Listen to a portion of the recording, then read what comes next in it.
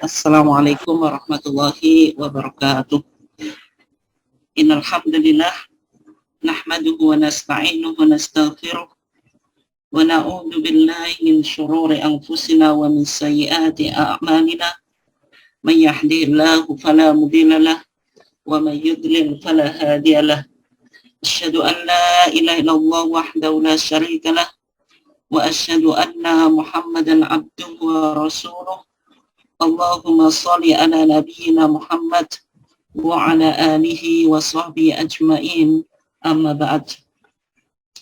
Yang saya hormati Ketua PCM dan segenap jajarannya Kota Bojonegoro, dan juga Ketua Kantor Lazismu dan seluruh pengurus Lazismu Kabupaten Bojonegoro, dan juga Bapak-bapak, ibu-ibu sekalian dari berbagai macam amal usaha yang ada di Bojonegoro yang dimuliakan Allah Subhanahu wa taala, dan juga bapak-bapak dan saudara-saudara sekalian yang ada dari luar Bojonegoro yang pada saat ini ikut kajian ketarjian bersama PCM Kota Bojonegoro yang dimuliakan Allah Subhanahu wa taala.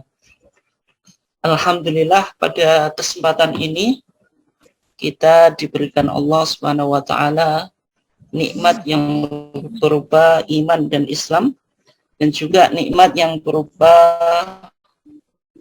kesehatan dan kesempatan, sehingga pada malam hari ini kita masih bisa istiqomah atau tetap konsisten untuk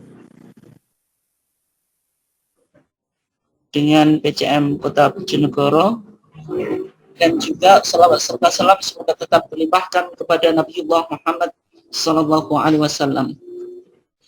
Bapak-bapak dan ibu-ibu sekalian, jamaah ketarjian yang dimuliakan Allah, insya Allah pada kesempatan malam hari ini kita akan mencoba mengangkat sebuah topik, yaitu Kapita Selekta Fatwa Tarjih seputar perayaan Natal. Sebagaimana Bapak dan Ibu-ibu sekalian yang ketahui, kita sekarang berada di bulan Desember dan sudah di pertengahan, artinya kurang lebih 1 minggu lagi kita sudah berada di tanggal 25 Desember. Biasanya 25 Desember itu saudara kita Nasrani merayakan Natal, kemudian juga disusul dengan Tahun Baru. Oleh sebab itu, pada kesempatan ini kita akan mencoba melihat bagaimana fatwa-fatwa tarjih yang sudah ada yang berkaitan dengan isu-isu yang berkaitan dengan perayaan Natal. Bapak Ibu sekalian yang dimuliakan Allah, yang pertama sebelum kita mencoba melihat tentang fatwa-fatwa tarjih yang berkaitan dengan perayaan Natal, karena ini berkaitan dengan sikap atau pandangan atau ideologi kita sebagai seorang Muslim, maka untuk melihat sejauh mana pandangan Muhammadiyah di dalam melihat permasalahan-permasalahan yang ada di dalam agama itu. Yang pertama, yang sudah kita pahami bahwasanya Muhammadiyah di dalam paham keagamaannya berorientasi tajdid atau tajdid oriented. Dan Muhammadiyah dalam memahami tajdid, bahwasanya tajdid itu memiliki dua makna atau dua arti. Yang pertama, tajdid dalam bidang akidah dan ibadah. Tajdid itu artinya, atau tajdid di sini berarti pemurnian atau purifikasi. Yaitu Muhammadiyah ingin berusaha mengembalikan kepada kemurnian ajaran Islam yang sesuai dengan sunnah Nabi Muhammad SAW.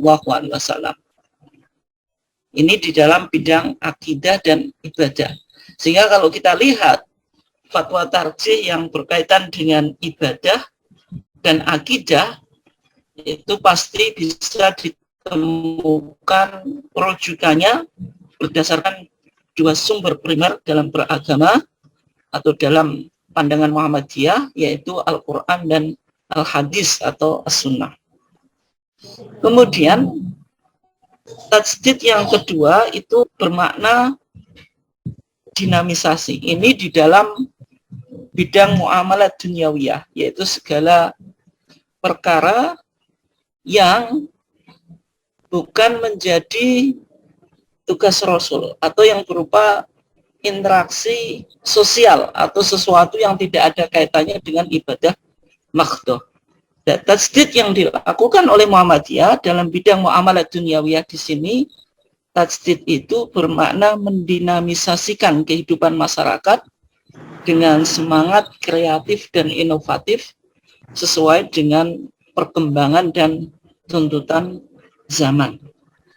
Yang kita akan coba lihat dalam kajian kita yang nanti atau dalam topik yang kita akan bahas, kita akan melihat tentang bagaimana tajdid yang dilakukan oleh Muhammadiyah dalam bidang akidah dan ibadah ini yang kaitannya dengan konteks seputar perayaan Natal.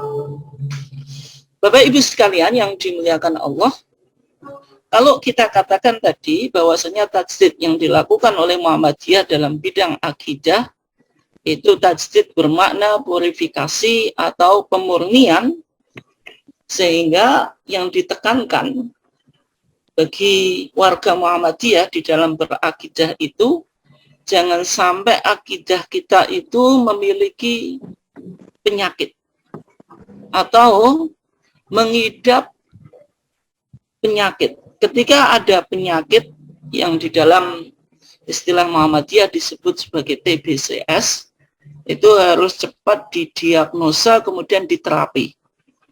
Nah, apa yang dimaksud dengan penyakit-penyakit akidah yang perlu kita pahami dalam perspektif Muhammadiyah dikenal dengan istilah TBCS. TBS itu takhayul atau khayalan kesialan.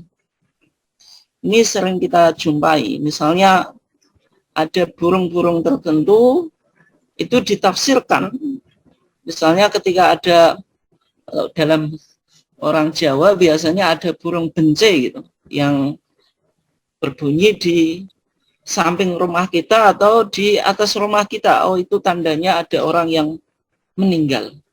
Apa kucingnya harus dikubur kemudian pakai mori gitu. Atau kita cancel perjalanan karena ini tanda kesialan gitu. Kemudian yang kedua ada istilah bid'ah. Bid'ah itu the innovation of religion atau in the religion. Maksudnya membuat inovasi atau kreasi di dalam agama, yaitu menambah-nambahi sesuatu yang bukan bagian daripada agama. Ini makna bid'ah secara umum, tapi sebenarnya bid'ah juga bisa mengurangi ajaran agama. Tidak hanya menambah, tapi mengurangi pun itu disebut apa? Bid'ah. Yang secara umum ini sering dipakai dalam konteks ibadah, meskipun juga bisa kita pakai di dalam konteks akidah. Kemudian istilah khurafat. Khurafat itu dalam terminologi Al-Quran itu disebut asatirul awwalin, yaitu mitos-mitos orang-orang atau nenek moyang atau orang-orang yang terdahulu. Jadi mempercayai mitos, kemudian cerita mistik, misalnya cerita Nyi Roro Kidul yang menguasai laut selatan dan memberikan pengaruh terhadap masyarakat yang ada di sekitarnya, sehingga perlu untuk dilakukan sesajen atau ritual-ritual tertentu. Misalnya di sebuah desa itu masih umum ada punden, kemudian ada Cungkup atau macam-macam yang penduduk desa itu mempercayai sebuah mitos bahwasanya desa ini ada Mbah Danyang macam-macam. Kemudian diberikan sesajen, ada pundanya atau pohon besar atau apalah, itu sehingga muncul mitos yang berkembang di dalam masyarakat, sehingga masyarakat beranggapan adanya musibah, termasuk yang mungkin Bapak Ibu sekalian pernah saksikan ketika saat sekarang ini kita mengalami pandemi, itu masih terkadang ada ritual-ritual tersebut, yaitu misalnya manganan untuk tolak bala atau memberikan sesajen kepada kepada kekuatan mistik yang dianggap bisa menghindarkan kita dari mara bahaya. Ya, cerita yang mistik itu disebut dengan khurafat. Kemudian ada yang disebut sebagai syirik. Syirik itu politeisme, namanya dari monoteisme.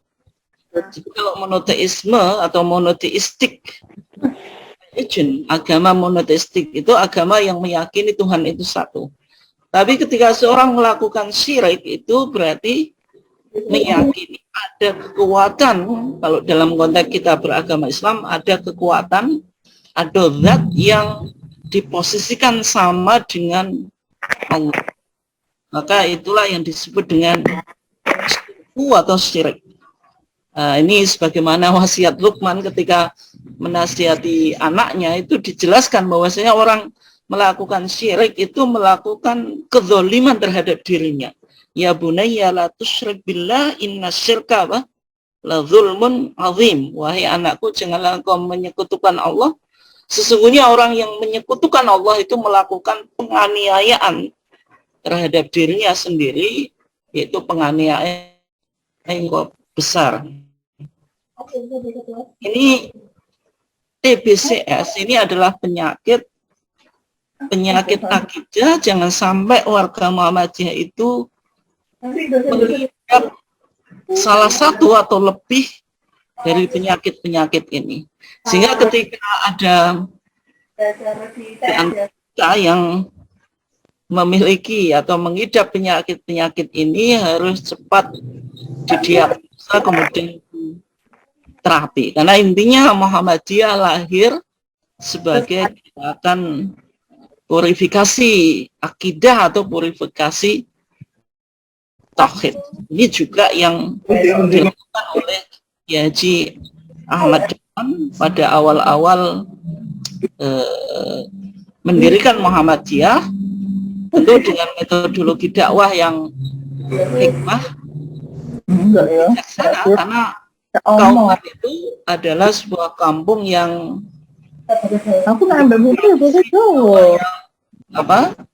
cukup kuat. Kiai Ahmad Dahlan memiliki metodologi dakwah yang cukup bagus, sehingga meskipun beliau seorang ulama yang mencoba mengajarkan Islam yang murni dari penyakit-penyakit ini, tetapi beliau akhirnya bisa diterima di masyarakat Kauman yang notabene-nya tradisi Jawa itu masih kuat atau kental. Bapak Ibu sekalian yang dimuliakan Allah, ini sebelum kita masuk pada fatwa, ada manhaj tarjih yang perlu kita perhatikan, yang mana manhaj tarjih ini atau metode dalam penggalian hukum bisa disebut metode, tapi kalau dalam pandangan Profesor Samsul Anwar di bukunya itu bisa juga dimasukkan sebagai sumber hukum sekunder atau paratekstual atau instrumental. Artinya sumber hukum yang dia tidak pokok, karena sumber hukum itu yang pokok hanya Quran dan Sunnah, tapi yang kita bahas ini yaitu namanya Saddu Adzari'ah.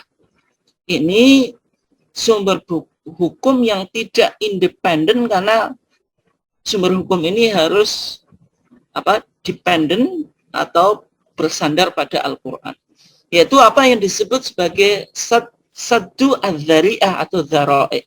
Sad itu artinya menutup atau to block atau ya menutup itu. Kemudian dzari'ah itu artinya jalan. Maksudnya apa? Menutup jalan yang berpotensi kepada kemaksiatan atau kemudorotan, meskipun jalan ini hukum asalnya mubah, karena kalau jalan ini dibiarkan itu akan menyebabkan terjadinya tadi madharat atau kemaksiatan. Sehingga kalau kita lihat di dalam manhaj tarjih yang ditulis oleh Profesor Asmuni di dalam bukunya Manhaj Tarjih Muhammadiyah Metode dan Aplikasi itu, di sana ada poin yang berkaitan dengan manhaj tarjih, yaitu Muhammadiyah menggunakan asas saddu adz-dzari'ah. Tujuannya apa? Ada dua, yaitu menghindari terjadinya fitnah dan mafsadah.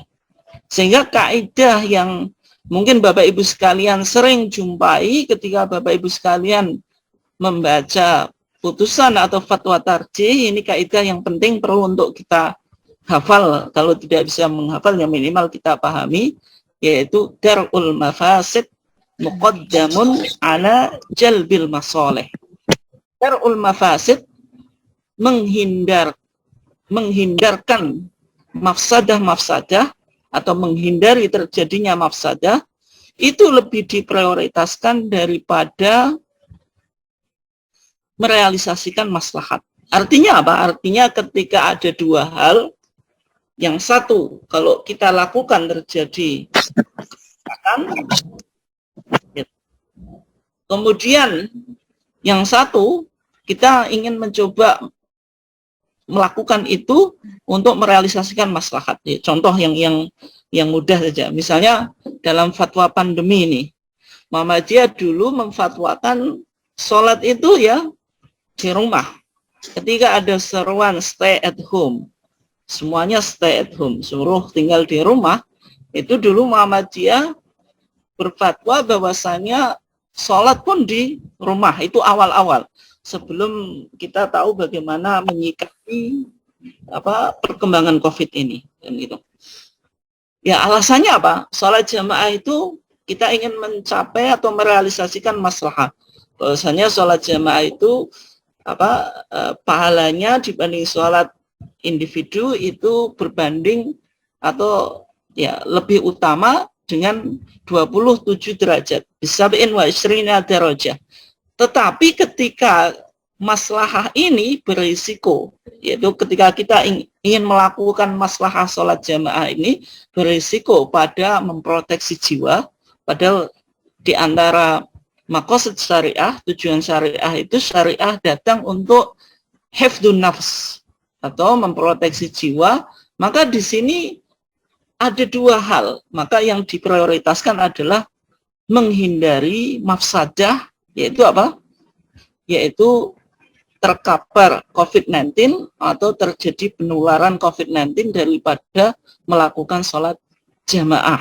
Dulu semacam itu, tetapi ketika sudah ada sikap dan kita sudah tahu bagaimana menyikapi pandemi ini, maka tentu fatwanya berubah gitu. Oke. Nah, sehingga kalau kita definisikan Bapak Ibu sekalian yang dimuliakan Allah, yang disebut saddu dzari'ah itu apa? Memotong pelantara kerusakan dengan melarang perbuatan yang dibolehkan. Artinya sesuatu itu hukum asalnya sebenarnya mubah. Tetapi karena kalau kita lakukan sesuatu yang mubah ini mengarah kepada kerusakan atau kemafsadatan, maka yang mubah ini kita blok, kita tutup supaya kita tidak terjerumus kepada sesuatu kerusakan atau sesuatu maksiat. Nah, metode penetapan hukum semacam ini disebut apa? Saddu dzari'ah atau blocking the mean. Ya, contohnya apa? Kalau memasang haji aman. Dalam putusan tarjih kita tahun 1929 itu memasang gambar Kiai Haji Ahmad Dahlan difatwakan hukumnya haram. Padahal hukum asal memasang gambar itu hukum asalnya mubah. Dan Hukumnya itu berkisar sesuai dengan ilah atau alasan kita memasang itu. Untuk tujuan apa gitu. Tapi hukum asal gambar itu mubah. Tetapi sesuatu yang mubah itu pada waktu itu diharamkan oleh majelis tarjih. Dengan alasan ketika itu dianggap akidah warga Muhammadiyah itu belum kuat. Sehingga kalau gambar Bayi Ahmad Dahlan itu dipasang, khawatir terjadinya tadi beberapa penyakit akidah tadi. Di antaranya misalnya warga Muhammadiyah tabaruk dengan gambarnya. Atau mengkultuskan atau hulu terhadap sosok Bayi Ahmad Dahlan. Sehingga ketika itu gambarnya Bayi Ahmad Dahlan itu diharamkan. Tapi tahun 1968 di Muktamar Tarjih di Sidoarjo, maka ketika itu dianggap bahwasanya potensi terjadinya kesyirikan, pengkultusan dan bertabaruk dengan gambarnya Bayi Ahmad Dahlan itu dianggap sudah tidak mungkin dilakukan oleh warga Muhammadiyah, karena warga Muhammadiyah sudah memiliki pemahaman pernikahan antara laki-laki dengan perempuan, laki-laki muslim, perempuannya non-muslim. Itu ternyata laki-lakinya tidak bisa mempengaruhi istrinya, bahkan cenderung dipengaruhi. Gimana banyak selebritis familiar. Artinya orang muslim dengan wanita ahlul ki itu sekarang tidak efektif untuk digunakan media dakwah. Justru laki-lakinya yang bisa menjadi korban dalam arti mengikuti agamanya istri. Sehingga sebagai bentuk metode atau jalan yang dianggap sebagai jalan atau metode selek dikeluarkanlah putusan tentang larangan menikahi wanita non-muslim ahlul kitab di Indonesia. Nah, cara-cara semacam ini metodenya disebut saddu adzari'ah. Nanti Bapak Ibu sekalian ingat-ingat, metode ini akan kita coba lihat di dalam melihat fatwa-fatwa tarjih seputar perayaan Natal. Dzari'ah itu sesuatu yang mubah, sebenarnya hukum asalnya mubah. Tetapi kalau sesuatu yang mubah ini tidak diharam, akan berpotensi mengarah kepada kemaksiatan atau kerusakan. Artinya saddu dzari'ah itu melihat sesuatu secara selektif agar tidak terrealisasi adanya kemaksiatan.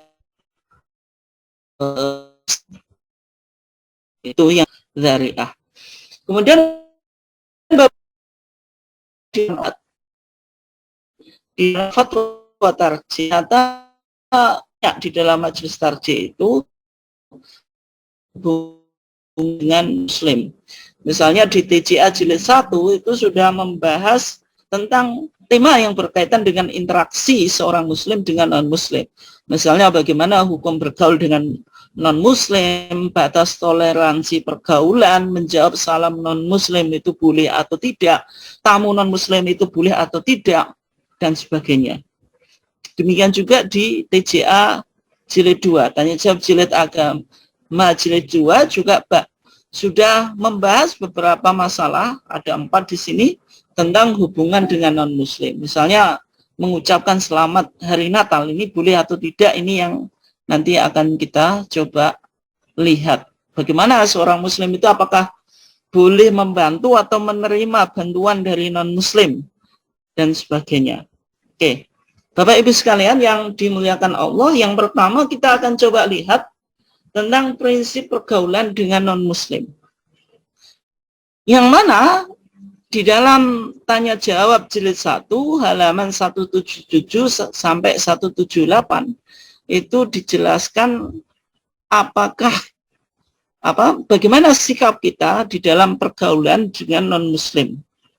Yang intinya dalam ajaran Islam kita itu dianjurkan untuk bergaul dengan sesama manusia dengan baik dan penuh pengertian tanpa melihat background yang ia miliki, baik background dari suku mana, bangsa mana, negara mana, juga agamanya apa. Intinya Islam mengajarkan bagaimana kita berinteraksi dengan sesama itu dengan penuh pengertian dan dengan cara yang baik. Sebagaimana yang kita bisa temukan di dalam surat Al-Hujurat. Allah Subhanahu wa taala berfirman, "Ya ayyuhan nas, wahai manusia, inna khalaqnakum min dzakari wa untha." Sesungguhnya kami telah menciptakan kamu sekalian dari laki-laki dan perempuan. Kemudian ini yang menjadi poin kita, wa ja'alnakum syu'uban wa qabaila lita'arafu. Dan kami menjadikan kamu sekalian syu'uban, berbangsa-bangsa, wa qabail, dan berkabilah-kabilah, bersuku-suku, lita'arafu, supaya saling mengenal budaya satu dengan budaya yang lain. Ini yang dianjurkan oleh Islam. Tapi dijelaskan, inna akramakum indallahi atqakum.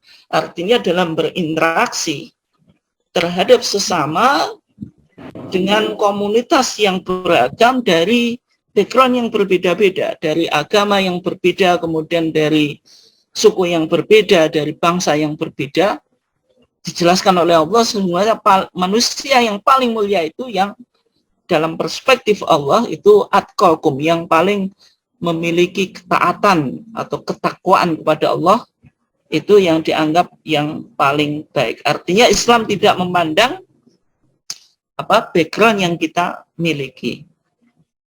Nah, tapi dalam kaitannya dengan konteks peribadatan, ketika kita berinteraksi dengan non-muslim, maka ada sebuah kaidah yang Bapak Ibu sekalian ayatnya sudah hafal, yaitu lakum dinukum waliyadin. Lakum dinukum, bagimu agamamu, waliyadin, dan bagiku agamaku. Artinya dalam persoalan ibadah kita tidak boleh intervensi.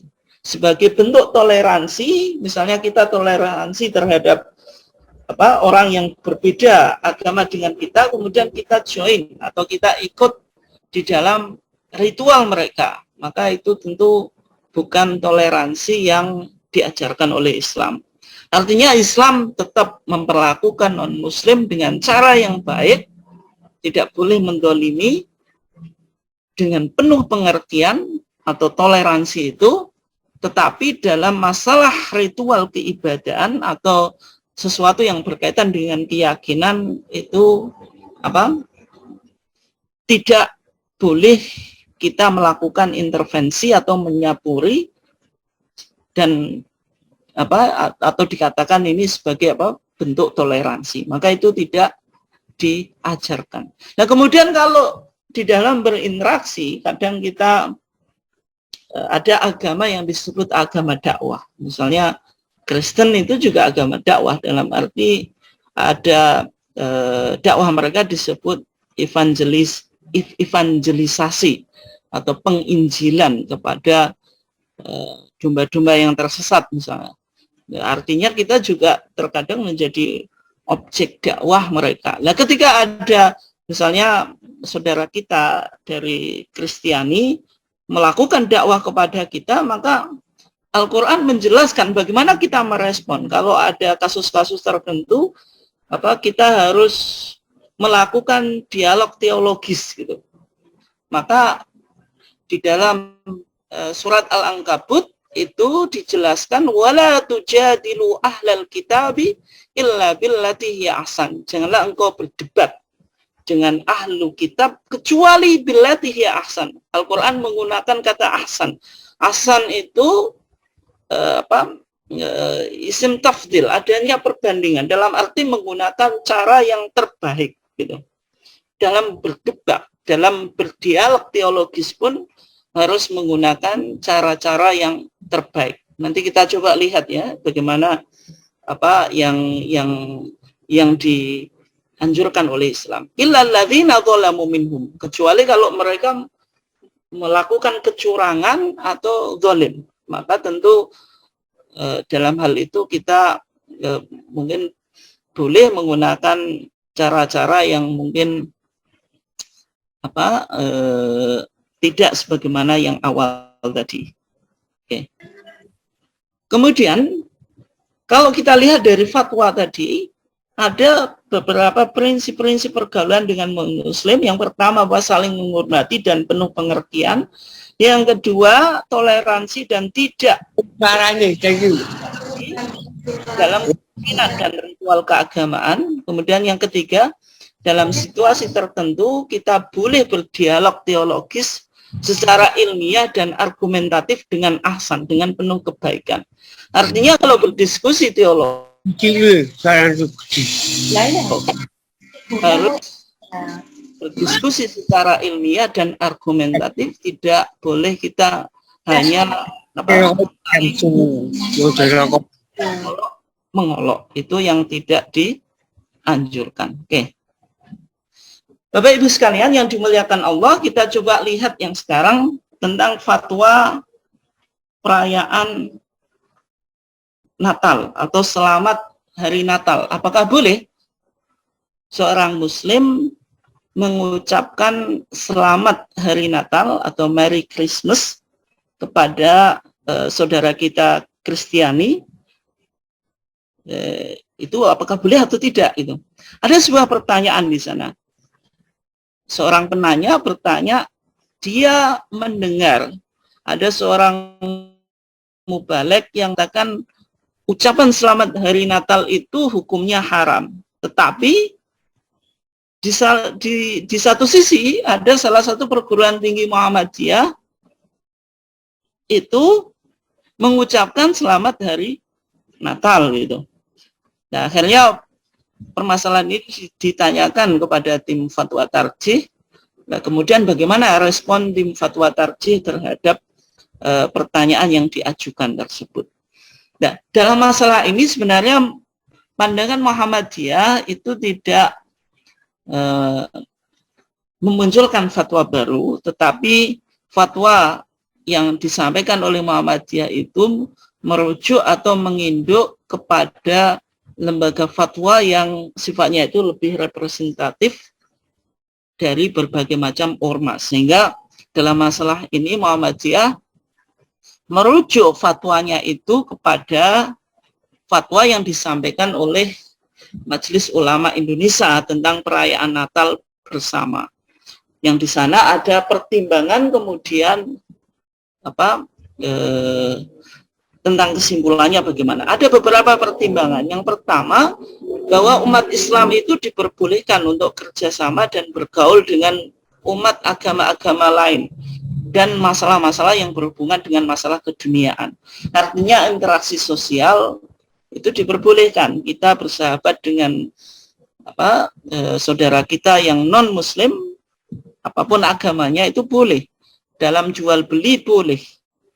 Dan kita tidak boleh melakukan kecurangan. Misalnya saudara kita atau sahabat kita non-muslim kemudian kita jual beli, kita curangi. Itu tidak boleh. Artinya kalau interaksi sosial, artinya Islam menyamakan antara seorang muslim dengan dengan non-muslim. Artinya kalau kita jual beli dengan non-muslim tidak boleh menipu, dengan seorang muslim tidak boleh menipu, dengan non-muslim pun juga sama, tidak boleh menipu. Ya. Kemudian yang kedua, umat Islam itu tidak boleh mencampur adukkan agama dengan akidah dan peribadatan agama lain. Artinya sebagai bentuk toleransi, kita misalnya ibadahnya gantian, misalnya seorang Kristen pergi ke masjid, kemudian seorang Muslim pergi ke gereja. Itu sebagai bentuk toleransi, jadi ibadahnya gantian saja. Itu tidak boleh, karena tadi prinsipnya lakum dinukum waliyadin. Ini. Kemudian yang ketiga, umat Islam harus mengakui kenabian dan kerasulan Isa Al-Masih bin Maryam. Artinya tidak boleh kita memposisikan Isa itu dengan posisi uluhiyah sama dengan Allah, atau kita anggap ibnullah, anak Allah, yang mana sebagaimana dipahami oleh agama Kristen ada teologi trinitas atau akidatus salus. Akidatus salus itu Allahu wahidun fil jauhar, Allah itu esensinya satu, tapi musallasul aqanim, ada 3 oknum. oknum Bapak, yaitu Allah yang ada di langit, ada oknum anak, Allah yang bersama kita, maksudnya yang hidup di dunia, mengorbankan dirinya dengan disalib itu. Kemudian ada Ruhul Kudus. Ruhul Kudus itu dalam pandangan mereka Allah fina, Allah yang ada di dalam hati kita. Jadi keimanan kita itu ditentukan kekuatan Ruhul Kudus yang ada di dalam diri kita. Tapi intinya ke posisi Isa tadi. Nanti kita akan coba diskusikan kalau ada waktu di akhir MUI tentang bagaimana ucapan selamat hari Natal tadi. Kita sudah sampai pada poin yang ketiga, bahwasanya umat Islam itu harus mengakui kenabian dan kerasulan Isa Al-Masih bin Maryam. Artinya tidak boleh memposisikan Isa itu pada posisi uluhiyah atau posisi ketuhanan. Itu tidak boleh. Kemudian yang keempat, barang siapa berkeyakinan bahwa Tuhan itu lebih dari satu, Tuhan itu mempunyai anak dan Isa Al-Masih itu anaknya, maka orang itu kafir atau musyrik. Ini nanti berkaitan dengan kritik Al-Quran terhadap keyakinan yang diyakini oleh Ahlul Kitab. Di dalam ayat Al-Quran ada beberapa ayat yang menjelaskan tentang bagaimana kritik Al-Quran terhadap keyakinan-keyakinan yang diyakini oleh Ahlul Kitab. Artinya Al-Quran itu turun karena sebagai respon terhadap isu-isu teologis yang berkembang. Di antaranya Al-Quran mencoba mengklarifikasi tentang pemahaman Trinitas atau Tritunggal yang dipahami oleh orang Kristen. Saya cepat dulu, nanti kita bisa diskusikan di belakang. Oke. Kemudian Islam hanya mengajarkan bahwasanya Allah itu satu. Allah kemudian ada zat. Kalau oknum itu sesuatu yang lebih daripada zat. Jadi kalau Allah dalam Islam, Allah ada zatnya, ada sifatnya. Sifat Allah ya banyak ya. Tetapi kalau oknum itu lebih daripada sifat karena dia bisa berdiri sendiri. Misalnya kalau kita lihat di dalam Injil itu diceritakan tentang pembaptisan Yesus Kristus di Sungai Yordan ketika Yesus Kristus itu menemui Yahya atau John the Baptist atau Nabi Yahya itu, maka Yesus atau Nabi Isa itu dibaptis di Sungai Yordan ketika oknum Allah itu muncul semuanya, yaitu Allah, yaitu Al-Ab, Allah Tuhan Bapa itu di langit memberkati, kemudian Tuhan Anak dibaptis di Sungai Yordan itu, kemudian Rohul Kudus ketika itu turun dengan berbentuk burung merpati. Ini artinya kan, ini kan dianggap oknum. Kalau oknum itu artinya tiga hal yang berbeda. Beda dengan apa yang disebut sebagai sifat. Kalau sifat itu tidak mungkin bisa terlepas daripada zat. Oke.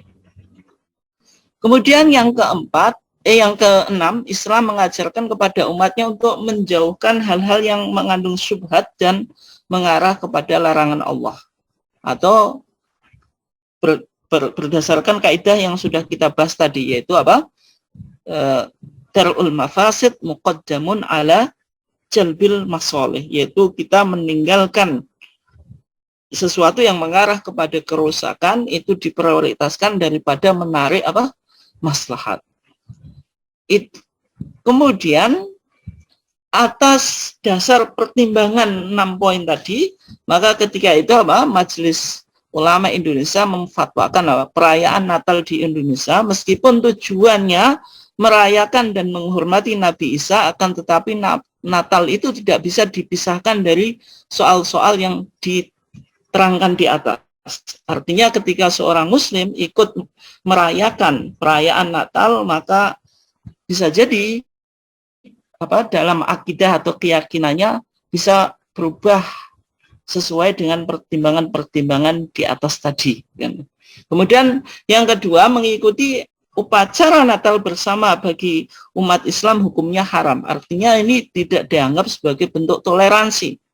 Toleransi itu bukan berarti kita mengikuti perayaan Natal di gereja dengan ritual-ritual yang mereka lakukan, maka ketika itu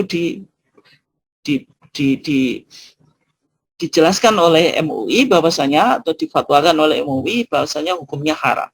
Kemudian yang ketiga, agar umat Islam tidak terjerumus kepada syubhat dan larangan Allah, dianjurkan untuk tidak mengikuti kegiatan-kegiatan perayaan Natal. Nah, dari fatwa itu khususnya poin B, yaitu mengikuti upacara Natal bersama bagi umat Islam, hukumnya haram ini. Mengikuti perayaan Natal haram hukumnya. Sedangkan mengucapkan selamat hari Natal dapat digolongkan pada fatwa poin C, yaitu apa? Yaitu menghindari terjadinya kerusakan akidah atau sesuatu yang mengarah ke syubhat. Artinya ucapan selamat Natal atau Merry Christmas itu apakah berimplikasi pada keyakinan kita atau tidak. Tetapi yang dipilih di sini menggunakan pendekatan tadi, sadu adzari'ah.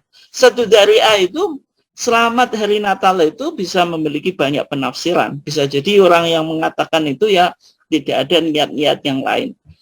Bisa jadi ada keyakinan bahwasanya mereka juga mengucapkan selamat terhadap orang Kristen dan mengatakan akidahnya itu juga berarti tidak masalah. Dalam artian pemahaman Kristen bahwasanya Yesus Kristus sebagai Tuhan yang dilahirkan pada tanggal 25 Desember itu juga diyakini. Nah, semacam itu kan mengarah kepada kesyirikan. Maka meskipun mengucapkan selamat hari Natal itu kan tergantung niatnya, tetapi yang dipilih oleh Majelis Ulama Indonesia dengan metode tadi sadu dzari'ah, yaitu tindakan selektif dan preventif, maka sebaiknya tidak dilakukan karena itu bisa mengarah kepada syubhat dan meyakini sebagaimana yang diyakini oleh orang Kristen dalam memandang sosok Yesus Kristus gitu. Oke, Bapak Ibu sekalian yang dimuliakan Allah, berikutnya kita coba lihat fatwa tentang makanan hari Natal. Ketika perayaan Natal itu kan kadang kita mendapatkan undangan untuk menghadiri perayaan Natal dari teman kita atau dari orang-orang yang sangat dekat dengan kita, maka kita diundang ke gereja, ataupun misalnya tidak diundang, tapi kita diberikan hadiah Natal atau makanan dari perayaan Natal. Kemudian bagaimana hukum menghadiri perayaan Natal, atau misalnya juga kalau kita mungkin kebetulan tetangga kita Kristen, karena dia atau beliaunya lagi merayakan Natal, akhirnya kita dikasih dikasih makanan gitu. Bagaimana hukum makanan itu kan? Sehingga kalau kita lihat di dalam fatwa tarjih dalam masalah hal itu, maka jawabannya bagaimana? Yang pertama, mengenai perayaan Natal yang di situ diadakan dengan upacara yang mengandung ritual keagamaan, maka itu tidak boleh datang. Misalnya, jenengan diundang ke gereja untuk mengikuti perayaan Natal, masuk gereja, kemudian ada doanya, kemudian mengikuti, mengaminkan. Itu maka itu sudah masuk pada wilayah ritual. Ini sudah masuk pada lakum dinukum waliyadin. Semacam itu hukumnya diharamkan. Tapi bagaimana kalau misalnya diundang di dalam perayaan Natal tetapi sudah selesai perayaan misalnya itu atau ritual Natalnya itu, kemudian tinggal ramah tamah atau tinggal makan tanpa diiringi dengan, atau dalam arti upacara keagamaannya sudah selesai, tinggal makan-makan. Maka kalau semacam itu boleh, meskipun misalnya di gereja itu boleh karena sudah selesai ritualnya gitu. Pasar, artinya ahlul kitab atau tetangga kita yang Kristen itu tidak menyembelih sendiri. Beliau atau ia beli daging di pasar, kemudian dimasak, kemudian disuguhkan kepada kita. Itu hukumnya halal. Atau misalnya ayamnya tidak beli tidak disembelih sendiri, tetapi beli di pasar, maka itu halal. Dan berikutnya, itu tentang hukum memakan makanan sembelihan orang Kristen. Ini penting ya, fatwa ini ternyata yang menarik itu yang tanya atau mustaftinya, orang yang bertanya itu dari Bojonegoro ini.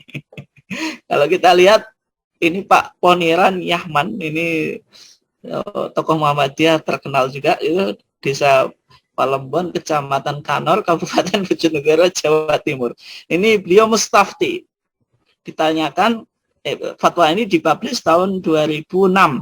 Berarti beliau apa? Mustafti. Pertanyaannya bagaimana? Bolehkah seorang muslim memakan sembelian orang Kristen karena mereka menyembelih dengan menyebut nama Yesus Kristus? Artinya sembelian orang Kristen itu halal atau tidak? Kalau yang fatwa atas tadi, Bapak Ibu sekalian, mungkin coba ini dibedakan. Kalau fatwa di atas ini, daging sapi ini halal, tapi bukan hasil penyembelian. Misalnya daging sapi atau daging ayam dibeli oleh ahlul kitab itu dari pasar, kemudian dimasak, dikasihkan kita, itu halal. Tapi yang kedua ini bagaimana kalau ahlul kitab itu yang menyembelih yang menyembelih sendiri, kemudian dalam penyembeliannya itu menyebut nama Yesus Kristus. Maka dalam jawaban tarjih ketika menjawab atau merespon pertanyaan ini, dikemukakan ada dua pendapat di kalangan para ulama yang berkembang tentang di kalangan para ulama tentang masalah ini. Yang pertama, ada ulama yang mengatakan halal. Jadi sembelihan ahlul kitab itu hukumnya halal karena berdasarkan keumuman ayat tadi. Al-yauma uhilla lakumut thayyibat. Pada hari ini dihalalkan bagimu yang baik-baik. Wa ta'amul ladzina utul kitaba halal lakum. Makanan atau sembelihan orang-orang yang diberi Alkitab itu halal bagimu. Wa ta'amukum halal lahum. Dan makanan kamu halal pula bagi mereka. Artinya kalau makanan ahli kita yang disembelih mereka, menyembelih itu sesuai dengan apa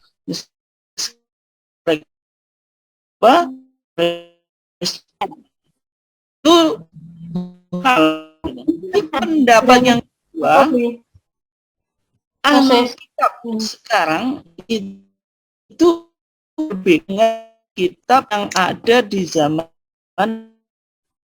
Nabi. Ahlul kitab sekarang itu sudah dikategorikan mereka mengikuti ajaran monoteisme, ajaran yang mengakui Tuhan itu satu, karena dalam keidah boleh syirik. Mereka pilih misalnya ayam ataupun sapi itu haram. Kenapa haram? Karena secara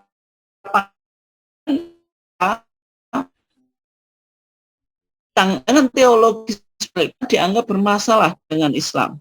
Karena kritik Al-Quran, Allah Subhanahu wa Ta'ala kan apa? Laqad kafarul ladzina qalu inna thalithu thalatha. Sungguh kafir orang yang mengatakan Allah itu satu daripada yang tiga. Maksudnya tadi dalam pandangan Kristen kan ada teologi Trinitas. Tuhan itu satu tapi memiliki tiga oknum. Artinya Allah itu kan dipahami dalam pandangan kita di Tuhan Bapaknya itu. Berarti kan ada Tuhan Bapa, ada Tuhan Allah itu sendiri. Nah dengan keyakinan ini kafir Quran, artinya melihat setelah turun ini artinya dipahami ahli kitab ketika itu ya sudah makanannya tidak halal. Dan ayat yang alladzina utul kitaba ini ayat yang kedua ini, yang laqad kafarul ladzina qalu innallaha tsalitsu tsalatsa. Nah, kemudian bagaimana posisi majelis tarjih dalam menyikapi debat di kalangan para ulama itu? Majelis tarjih cenderung kepada pendapat. Coba kalau kita lihat Pertimbangannya apa? Sudah kita kaji tadi, yaitu menggunakan kaidah apa? Saddu adzari'ah, mencegah kerusakan. Berdasarkan kaidah apa? Darul mafasid muqaddamun ala jalbil masoleh. Mencegah kerusakan didahulukan daripada mengambil kemaslahatan. Ada potensi halal, ada potensi haram. Yang potensi halal ada ulama yang berpendapat, yang potensi haram ada ulama yang berpendapat. Melihat dua-duanya ini tetapi sebagai tindakan preventif atau selektif yang lebih aman menggunakan pendapat yang kedua. Artinya meskipun ayat yang pertama tadi al-yauma uhilla lakumut thayyibat wa ta'amul ladzina utul kitaba halal lakum ini seolah-olah menghalalkan makanan ahlul kitab. Tapi ketika Al-Quran sudah mengatakan teologi yang diyakini oleh ahlul kitab itu sudah bermasalah dalam artian mereka meyakini adanya konsep atau doktrin trinitas ini. Bahwasanya Allah itu diposisikan dari satu oknum dari yang ada. Oke. Bapak Ibu sekalian yang dimuliakan Allah, ini sekedar tambahannya, mohon sabar sedikit, mungkin agak molor nggak apa-apa ya. Tentang kita membahas tadi bahwasanya 25 Desember itu diidentikan dengan hari kelahiran Yesus Kristus atau Merry Christmas atau Idul Milad Al-Masih kalau dalam bahasa Arab itu. Hari kelahirannya Al-Masih, Yesus Al-Masih itu. Nah, kalau kita coba perhatikan, kalau kita melihat pada Injil atau yang disebut sebagai Injil, canonical Injil, Injil yang diterima oleh orang Kristen atau Injil yang dianggap Injil yang otoritatif itu ada 4, Bapak Ibu sekalian. Ada yang disebut Injil Matius, kemudian Injil Markus, kemudian Injil Lukas, kemudian Injil Yohanes. 4 Injil ini yang dianggap sebagai Injil kanonik. Kanonik itu maksudnya accepted by the church, diterima oleh gereja gitu. Adapun Injil yang berkembang misalnya The Gospel of Barnabas, Injil Barnabas itu tidak diterima oleh orang Kristen. Nah, ketika kita bicara tentang Jesus birth, kelahiran Yesus Kristus itu dinarasikan di dalam 2 Injil. Ada Injil The Gospel of Matthew dan The Gospel of Luke. Gitu. 2 Gospel ini disebut sebagai Synoptic Gospels. Synoptic Gospel itu apa?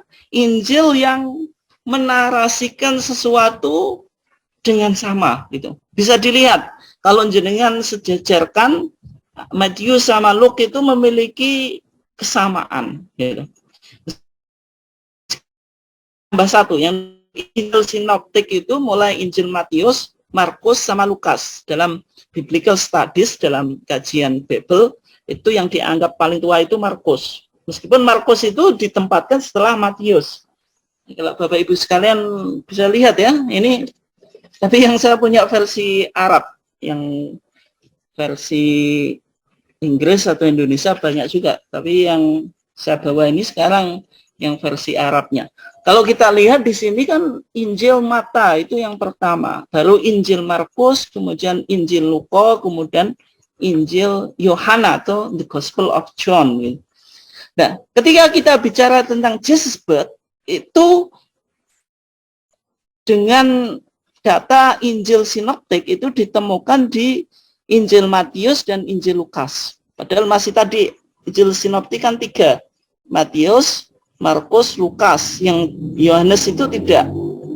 Artinya cerita kelahiran Yesus itu dijelaskan di dalam Injil Matius dan Injil Lukas. Tapi secara singkat, kalau kita coba perbandingkan, kelahiran Yesus itu kalau menurut Injil Matius itu terjadi pada kekaisaran Herodus atau Herod the Great. Kemudian tapi menurut Injil Lukas itu Caesar Augustus. atau Kaisar Agustus. Gitu. Nah, kalau kita lihat di Matius, itu nanti Yesus itu ketika setelah lahir itu dikunjungi oleh Magi. Magi itu penyembah api atau orang Majusi. Orang Majusi itu mengikuti bintang dari timur, kemudian mencari sosok anak yang dilahirkan yang rombongan orang Majusi ini akan sujud dan menyembahnya. Artinya mengikuti bintang dari timur. Ini kita nanti coba catat ya pelan-pelan. Kemudian itu saja yang poin pentingnya. Kemudian kalau kita lihat pada Injil Lukas, di Injil Lukas pada Kekaisaran Agustus itu dilakukan sensus.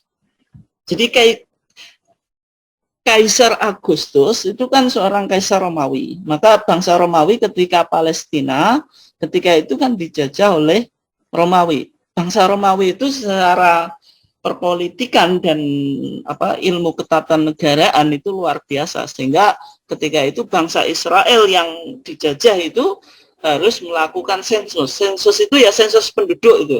Didata jumlahnya berapa, jumlah populasinya berapa, anaknya berapa, dan seterusnya.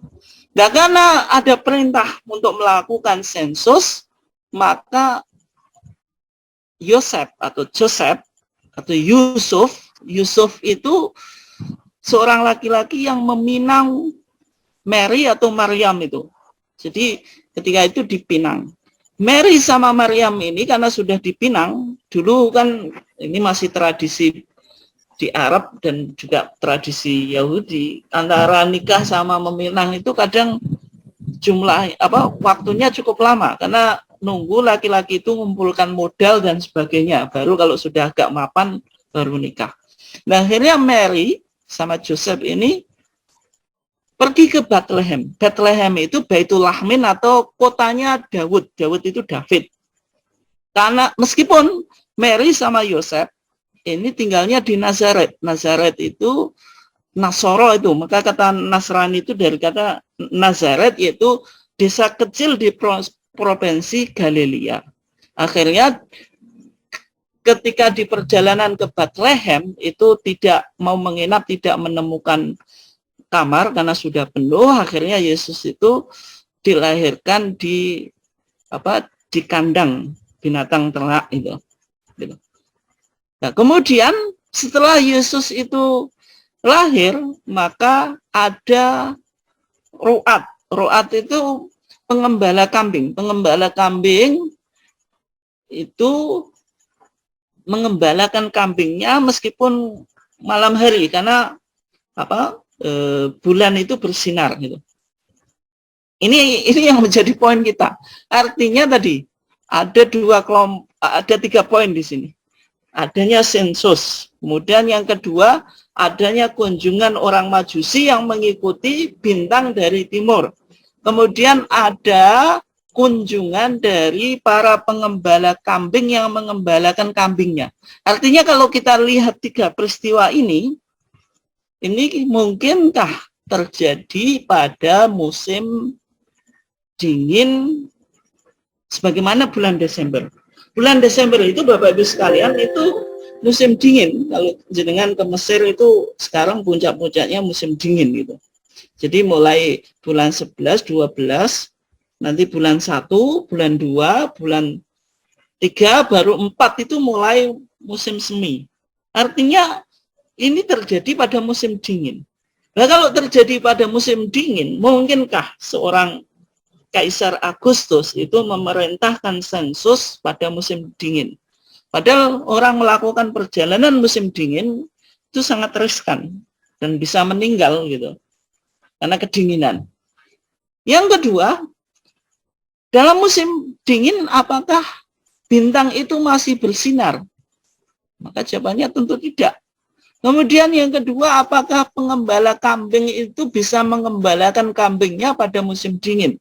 Secara umum kalau musim dingin itu rumput-rumput itu sudah meninggal. Nah, ini ada 3 peristiwa yang tidak mungkin Natal itu jatuh pada bulan Agustus gitu. Ini kalau kita coba analisa dari peristiwa-peristiwa yang dinarasikan oleh Injil Matius dan Injil Lukas.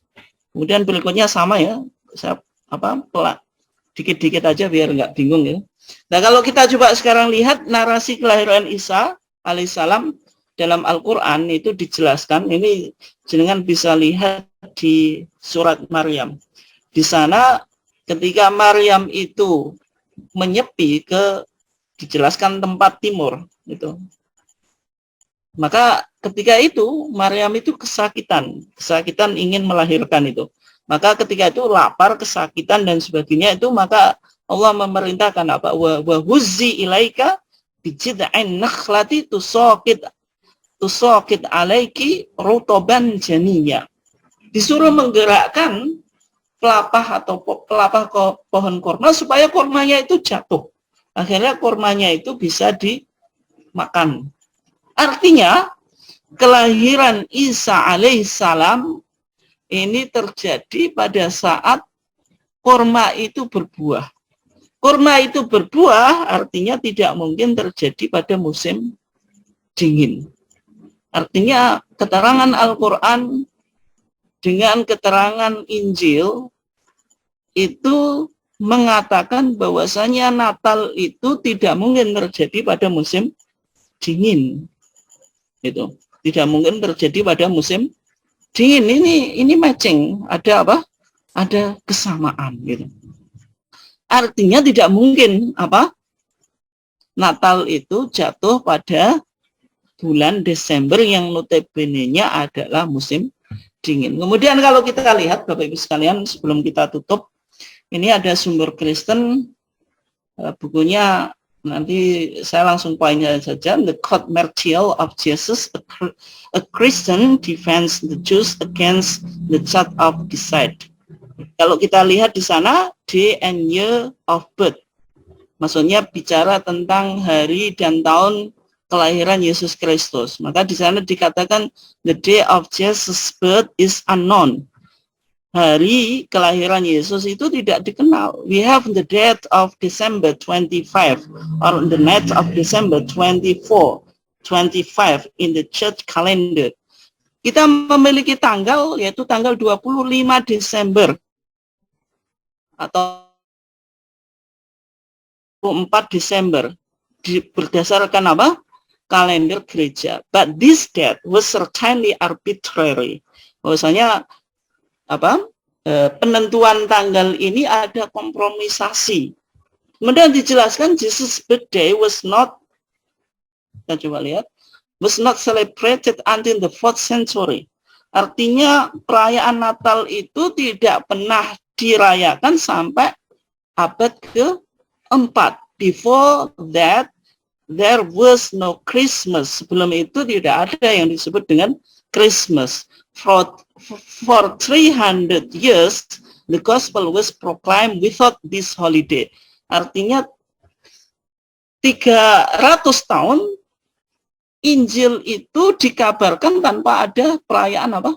Christmas. Kemudian ini saya panjang langsung intinya, kemudian dijelaskan ternyata 25 Desember itu originally a pagan holiday, artinya hari kelompok paganisme, penyembah patung, yaitu hari apa? Ada Sol Invictus. Sol Invictus itu dewa matahari. Kemudian ketika apa?